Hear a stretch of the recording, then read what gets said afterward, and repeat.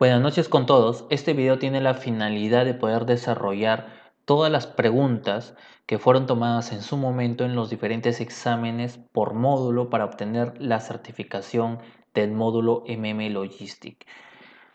Comenzando, en el primer módulo tenemos la primera pregunta que dice: el sistema SAP tiene una opción para realizar cruce de información. Les comenté que el sistema SAP funciona como una base de datos. Se registra información y esta información puede ser exportada para que sea analizada mediante herramientas de Excel, Power BI, Power Pivot, Power View, e incluso se pueden conectar otros programas como es el ACL, un Data Link, para que permite cruzar la información insertando parámetros establecidos de forma tal que ustedes puedan obtener sus resultados esperados, pero no el sistema SAP en sí. El sistema SAP no te permite realizar cruce de información.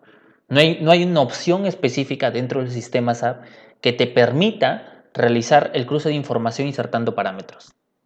Entonces es la opción A. Sí, con un buen programador no, porque el SAP no te permite esa opción.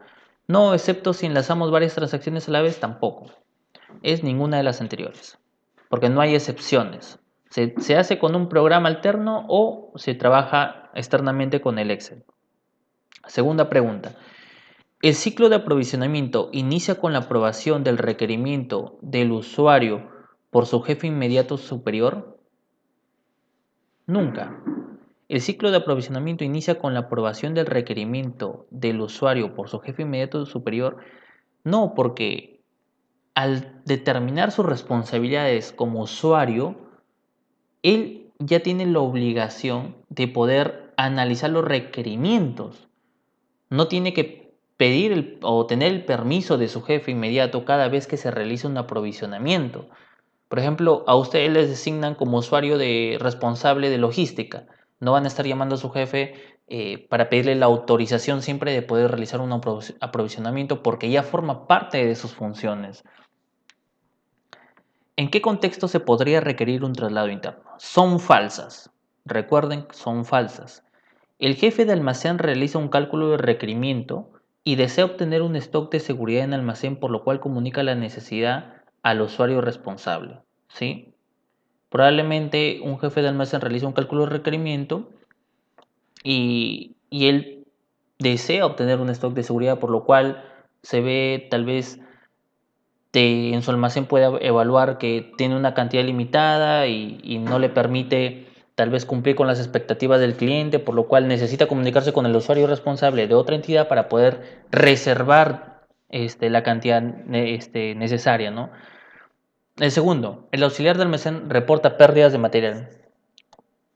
Si ustedes como usuario reportan pérdidas de material, no necesariamente tienen que requerir un traslado interno. Recuerden que un traslado interno es cuando existen varios centros de distribución o varios puntos de distribución en donde un punto está desabastecido y requiere el material de otro punto B que tiene material suficiente.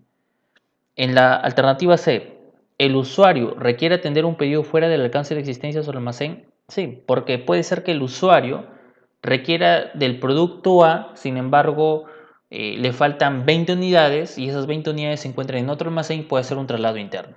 Entonces, ¿cuál es la alternativa falsa? La letra B. 4. En un ciclo de aprovisionamiento por servicios de subcontratación, si es necesario suministrar materiales del proveedor al proveedor, se registra en SAP como. Esa parte sí les mencioné en el video. Está como stock de material facilitado al proveedor. No está como stock de servicio suministrado al proveedor, porque la mayoría marcó stock de servicio suministrado al proveedor. El nombre correcto es stock de material facilitado al proveedor. Es por eso que la opción es E, ninguno. El stock de tránsito hace referencia a stock de material del aprovisionamiento de subcontratación, no. Materiales que son suministrados al proveedor, tampoco. Stock previo al ingreso de mercancías, tampoco. Stock de material que es registrado por el usuario antes de enviar una SOLP, no. Stock de material previo al ingreso de mercancías por traslado interno, sí. Recuerden que el stock de tránsito, la denominación stock en tránsito, es cuando se hace un traslado interno de centro A centro B. Cuando se hace la solicitud y el producto está en camino, entonces la transferencia, es decir, para que se complete la transferencia, el material tiene que realizar un ingreso de mercancías en el punto B. Por lo cual, previo a la entrada de mercancías, se encuentra catalogado como stock en tránsito. Entonces, específicamente, para el caso de traslado interno, es el stock de material previo al ingreso de mercancías. La estrategia de liberación se podría aplicar ¿cuándo? ¿Cuándo se podría aplicar? Cuando el material tiene un elevado costo, sí, porque puede ser que el material es sensible en cuanto al precio y debería de tener una aprobación previa, ¿no? ¿El material tiene un riesgo inherente alto de fraude? Sí, por ejemplo los combustibles, ¿no? En la mayoría de empresas existen pérdidas significativas de combustible, sea por robo en la estación, por robo en los tanques de almacenamiento, etcétera. Entonces puede ser que se requiera de alguna aprobación para analizar si realmente es el requerimiento, ¿no? ¿El material tiene un riesgo residual bajo de fraude? El riesgo residual es después de aplicar o establecer una medida de control. El riesgo inherente es el riesgo que nosotros encontramos en el contexto al contexto de la empresa. Por ejemplo, nosotros llegamos a analizar un proceso y encontramos un riesgo inherente al proceso. Este riesgo puede ser alto, medio o bajo, y conforme nosotros establecemos medidas de control, tenemos un riesgo residual, y ese riesgo residual de alto puede bajar a bajo, a medio, conforme sea la medida. Entonces, cuando un material tiene un riesgo residual bajo de fraude, muchas veces no es, por no decir en su mayoría, no es necesario una aprobación. Es por eso que acá menciono en el ítem, las estrategias de liberación se podrían aplicar cuando en el A y en el B. Si un usuario tiene un requerimiento no registrado históricamente en SAP, debe crear el material y generar la SOLP. ¿Sí? No debe comunicarse con su jefe inmediato superior porque él ya es el usuario responsable. Crear el material o ampliar el material, no. Debe de crear el material. Ampliar el material es cuando ya existe. Y acá estamos mencionando que no está registrado históricamente en SAP.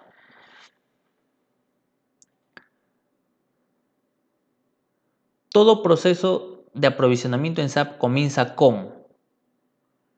Todo proceso de aprovisionamiento en realidad comienza con una necesidad, ¿verdad? Con la necesidad del usuario, con el cálculo del requerimiento del usuario, pero deben de leer bien y en esta parte les puse todo proceso de aprovisionamiento en SAP. Si es en el sistema, todo proceso de aprovisionamiento comienza con la determinación de la SOLPET y eso lo especifiqué al inicio, al mostrar el inicio del ciclo de aprovisionamiento, determinación o generación de la SOLPET. Los reportes generados, que son exportados en SAP, te permiten analizar los datos históricos.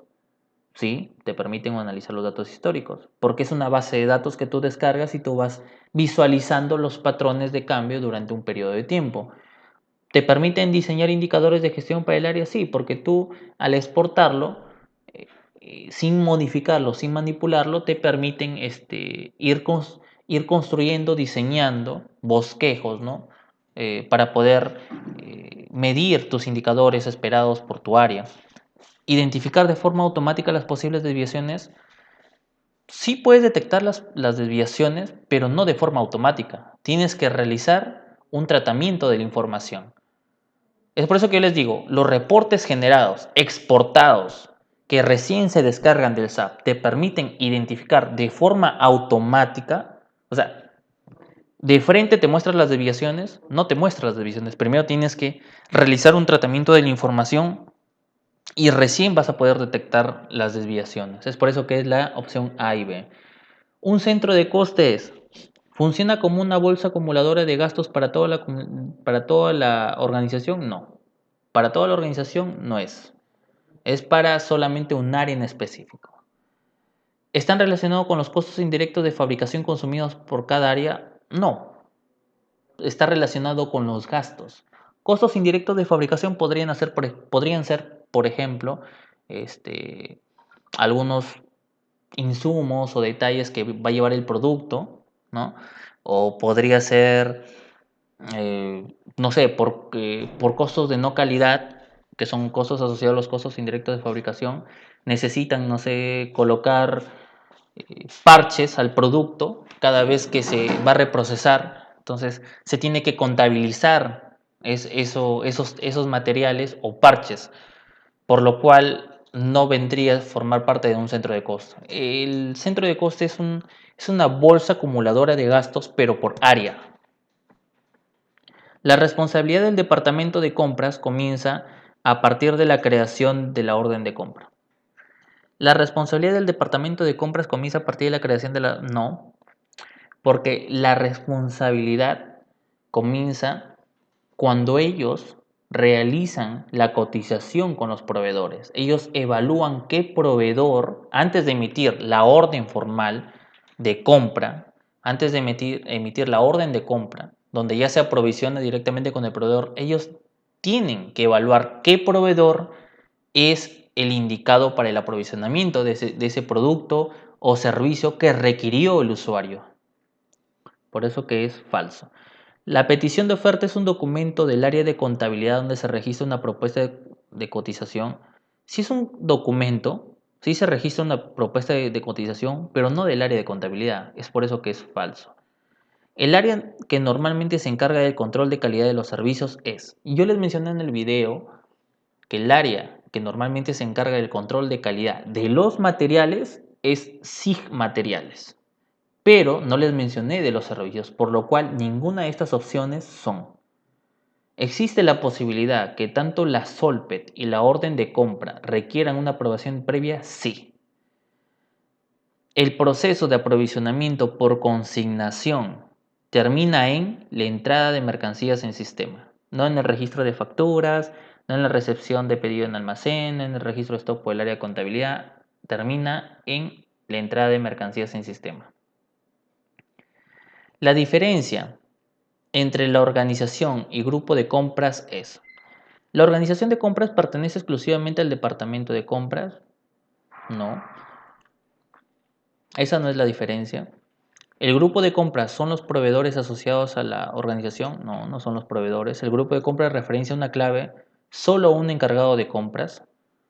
Podría ser, siempre y cuando se hubiese sido referencia a una clave solo, referencia a una clave a un encargado de compras o grupo de encargado de compras.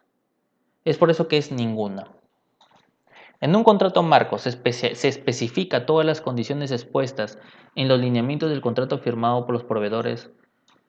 No se especifica. Un contrato es algo un poco más formal, donde se divide por capítulos, generalidades, etc. Solamente en el sistema se coloca lo más relevante. Es por eso que es falso. Los datos maestros pueden ser los registros maestros de materiales o proveedores. Sí, esos son datos maestros. El almacén en sistema SAP es lugar físico para el almacenamiento, custodia y gestión de los materiales. No. Unidad organizativa que permite diferenciar los stocks de un solo material. No. Es la unidad organizativa que permite diferenciar los stocks de uno o varios materiales. Por ejemplo, yo les puedo decir almacén de combustibles, y dentro del almacén de combustibles puede existir gasolina, petróleo u otros combustibles. Por eso que es ninguna. La petición de oferta se realiza con el objetivo de A. Solicitar la cotización de los proveedores. Y les puse entre paréntesis, solo aplica para los materiales. No solamente aplica para los materiales, también aplica para los servicios. Es por eso que la alternativa A no es. Seleccionar el mejor proveedor, sí. Conocer los precios propuestos de los proveedores, también. Es por eso que es B y C. Examen módulo 2. Las transacciones pueden ser de origen y programada. Les comenté que las transacciones programadas comienzan con la letra Z, por eso que es la letra C. La transacción para crear y modificar materiales MM01 y MM02. ¿Es necesario completar todos los conceptos de búsqueda? No, solamente es necesario un campo o dos campos, depende cómo quieran realizar la búsqueda. Transacción para visualizar la lista de proveedores MKVZ. La transacción para visualizar el historial del pedido, ninguna, es la M04. Número de vistas necesarias para la creación de material 6. ¿Cuál es la transacción que permite visualizar las modificaciones históricas de un material?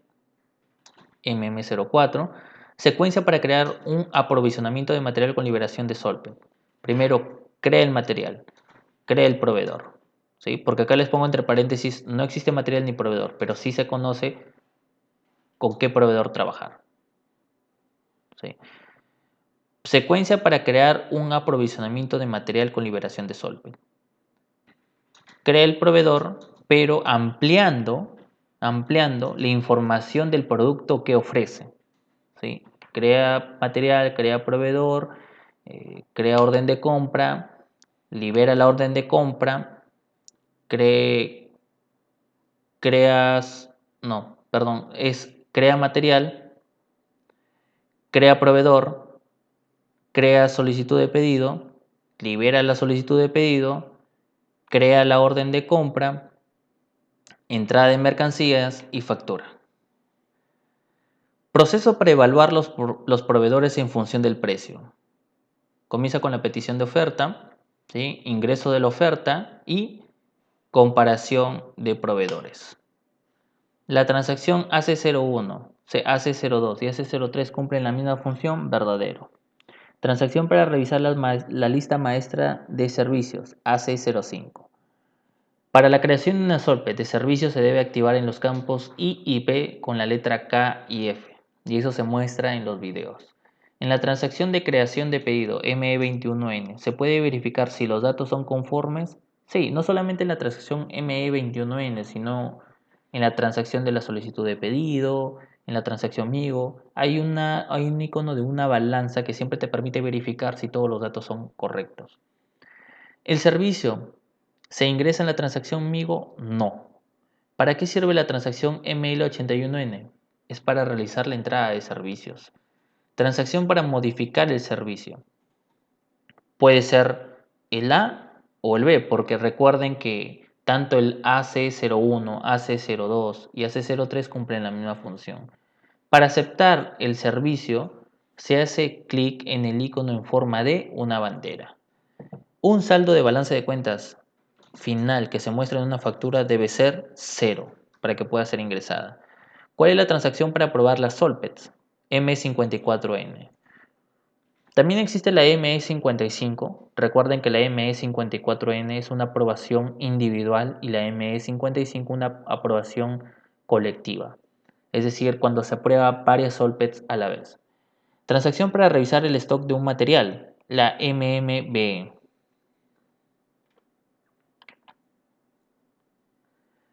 El registro de información de compra en el examen del módulo 3. El registro de información de compra aplica para todos los pedidos históricos realizados a un proveedor siempre y cuando se firme un contrato por el acuerdo. Recuerden que el registro de información de compras no es formal. El contrato marco es formal, pero el registro de información de compras no es formal. Por eso que la A no es. El proveedor garantiza la calidad de los productos, ¿no? Porque el registro de información de compras es cuando el proveedor se comunica y te puede solamente establecer precios, descuentos, y no necesariamente te va a garantizar la calidad de los productos. El acuerdo se realiza antes del registro de los pedidos históricos, sí. Recuerden que una de las características del registro de información de compras es que no es retroactiva, es decir, aplica desde el momento que llegan a un acuerdo. Por ejemplo, si es que yo he trabajado con el proveedor 5 meses, hace 5 meses, y recién el día de hoy me llama a establecer descuentos por volúmenes de pedido, a partir de hoy hacia adelante va a aplicar esos descuentos. No aplica hacia los 5 meses históricos previos. Es por eso que esta parte es importante, porque en la letra C dice el acuerdo se realiza antes del registro de los pedidos históricos, sí. Los parámetros establecidos en el registro de información de compras coinciden con los pedidos realizados también. el acuerdo comercial se documente. No, el registro de información de compras no necesariamente debe ser documentado. ¿Cuáles son las transacciones previas que se debe verificar antes de registrar un registro de información de compras? La MKVZ y la MM60. Es decir, el índice de materiales y el índice de proveedores, para registrar un registro de información de compras. Los siguientes enunciados son falsos. ¿Cuáles son falsos? ¿La transacción ME13 te permite modificar el registro de información de compras? No, es la ME12. ¿El precio neto ingresado define el acuerdo comercial? No, porque recuerden que dentro del registro de información de compras había una opción para ingresar el precio neto y también podrías haber ingresado dentro del icono condiciones, descuentos asociados a ese precio neto. Entonces el precio neto no define el acuerdo comercial. Puede ser un parámetro estándar de comparación, pero también se pueden establecer condiciones de descuento. Las condiciones de descuento de precios se ingresan en la hoja escala. ¿Sí? Recuerden que ingresaban a la parte de condiciones y dentro de condiciones hacían doble clic en el monto y entraban a una hoja que decía escala, y en la escala se ingresaban los descuentos, las condiciones de descuento.